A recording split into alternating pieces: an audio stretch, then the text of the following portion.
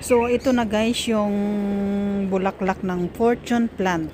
Ganito pala yung bulaklak niya guys. So, dalawang kulay pala ito. May puti tsaka may parang brown siya. Siguro depende sa halaman na mabibili mo. Pero dahil Chinese yung amo ko, so ganito yung napili niya siguro. Ayan o. Siguro ano to guys, nasa 10 years na siya.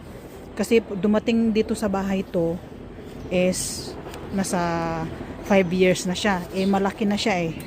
Ayan. Malaki na siya nung dumating siya sa bahay. Tapos 5 years na siya dito. Ngayon ang mulaklak. Ayan. Ayan yung pagkabulaklak niya. Ganda. Sa tagal-tagal ko nang nag-aalaga ng ganito o sa tagal-tagal ko nang nakakita ng ganito.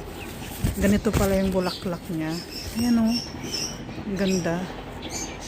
Ayan. Ang ganda ng pagkaano niya. Dalawa yan guys. Tapos tinanim, baka mayroon pa ito. Ayan, baka pa usbong na yung isa dyan. Ayan, fortune plant. Ganda.